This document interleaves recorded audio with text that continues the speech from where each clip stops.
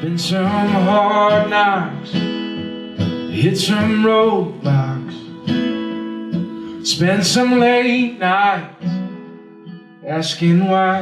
And I may never know the answers. That ain't the reason. Let's talk about the family tragedy. Sure. Yeah. We talked about it before we started recording this, that I was going to ask, and what I told Ben was, you can get as deep as you want, or you can stay as surface as you want. Yeah.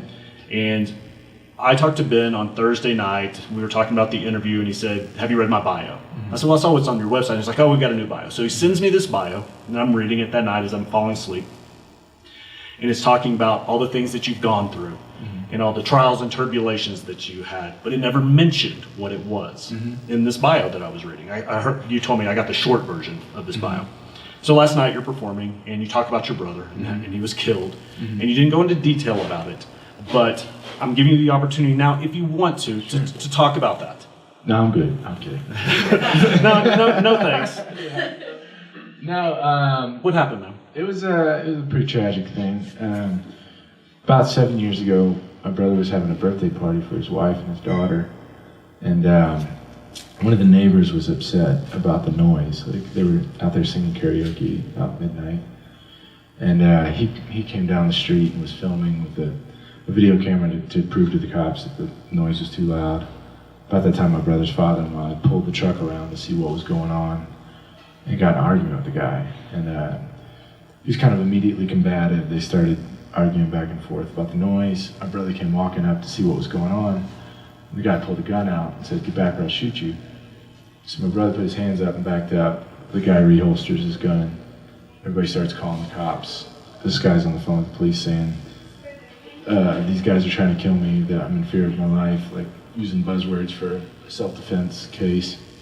And I don't know what happened between there. It's like the camera's still going, and somebody made a move or did something, and the guy dropped the camera and started shooting. He shot 3 people.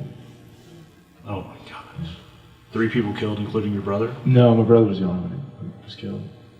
Where are you in all of this? I mean, I was in New Braunfels, actually. It was a strange thing. We were like down by the Guadalupe River. It was a private gig, and I remember being down there because we didn't have cell service. And about 1 in the morning, my phone rang. My dad was calling me. I was like, "How in the hell is my phone working?" You know, and it was that.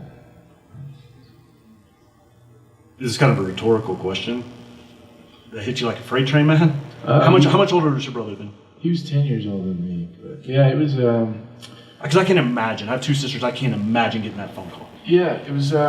You kind of go into like a shock thing. You don't really know what you're processing at the moment. I remember telling the rest of the guys in the van on the way home like what happened, but I didn't know. I remember thinking like how I should be reacting. Like I should cry or I should do this because I just dropped this news on them.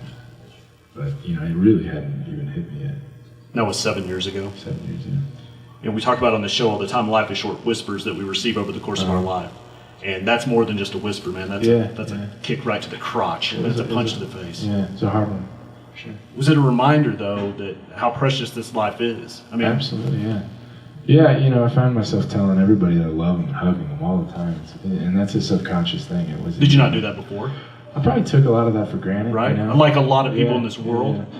Yeah, it was a definite game changer. How has your brother's death impacted just your outlook on life and your music?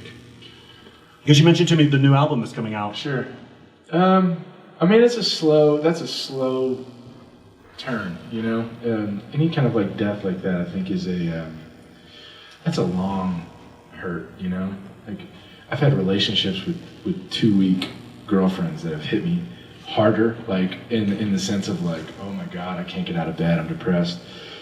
But it's a weird thing. Like it took me a long time. I was drinking a lot. Like it wasn't like a thing where I was doing anything dangerous or problematic, but like it just was getting kind of sloppy. And then about 2 years ago, I stopped because it was like I didn't like who I was or what I was doing. And it definitely makes you mature a lot once you start dealing with that stuff, and you be a little more intentional about what you're doing. I can't imagine. Yeah. I'm sorry for your loss, man. Thank you. And I appreciate you sharing that and talking openly about it. And is it weird to say that I liked you before, but now I hear you're welcome. But I hear the story and you open up about it, and I like you even more. It makes me appreciate your music more. It makes me like you as a person more. Is that weird to say?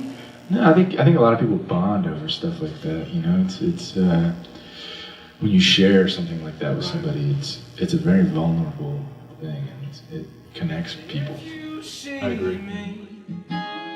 Looking on me, spit her kind word and smile